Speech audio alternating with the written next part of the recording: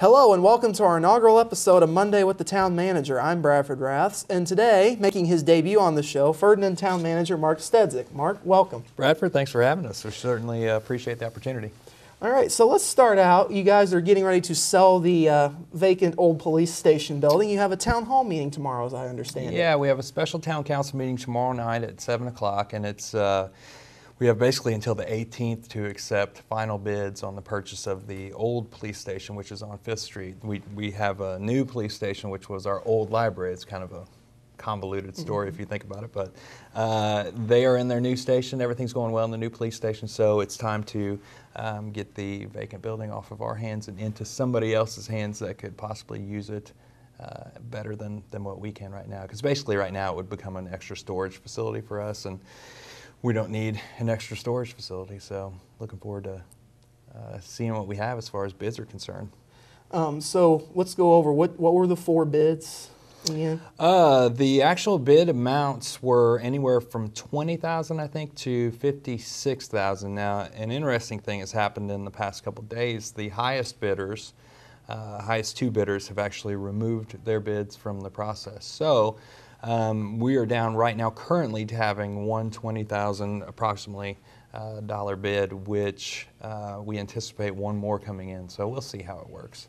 So, you know, I had talked to Ken Seacard, and he kind of gave his own ordeal of what he thinks a winning bid would be. What, in your mind, would be the most important thing to a winning, per se, winning bid for the Well, building? the dollar amount is obviously, it's important, as anything with money is, obviously, but for us, really, we want to get the inventory off of our hands. And if somebody can use it, I mean, I think the Ferdinand American Legion wants to actually buy it for the purposes of tearing it down, and then they can expand their parking lot.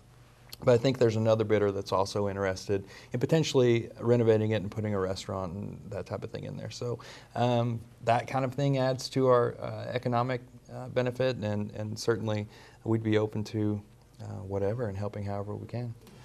Also, at the meeting last week, we talked about another event for the Ferdinand Folk Fest, a Fondo. Yeah, Fondo. I think you have to be a cyclist to understand what a Fondo is, but apparently it means a recreational bike ride. And we're really excited that DC Multisport, headed by Kevin Manley and his crew over at Du Bois County Tourism, are putting together this 100-mile, 2-day bike ride, and they're coinciding it with the Ferdinand Folk Festival, which I know you haven't been around for yet, but it will be in its 4th year this year in September, the 21st of September. And we've had some very good crowds for it, and if we have good weather for this bike ride, they have a goal of getting 1,000 cyclists. And when you get 1,000 cyclists in town, it's not necessarily just those 1,000 people that are riding their bikes. They're also bringing their family members and things like that. So it could be a great addition, or it will be, I should say, a great addition to the Folk Fest. And another, one of the main goals of the Ferdinand Folk Festival is to remain family friendly.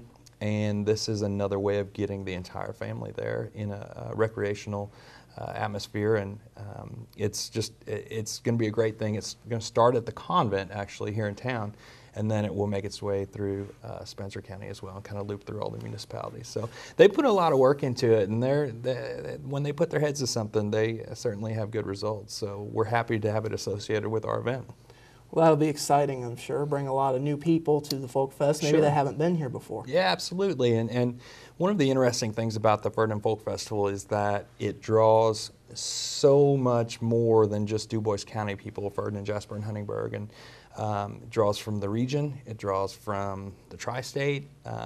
We did a call from the stage last year right before the headliner came on and asked who was from out of state, and it was about equal compared to the number of people that came from Du Bois County. So it's a big draw. It's not only a big draw for Ferdinand, but it's a big draw for Du Bois County. And as with anything, like the Urban Garden Days things that we have this weekend, and the Huntingburg, by the way, has a jazz, wine, and beer festival this weekend, which we're pretty excited about. Anything that's good for the county is certainly something we're going to be behind, and if we can support Huntingburg in their event on Saturday, we certainly will. Yeah, certainly a lot going on, though. Marc, thank you very much for coming on. Thank you, Bradford. This has been our inaugural episode of Monday with the Town Manager. Stay tuned. We'll have more 18 WJTS news coming up next.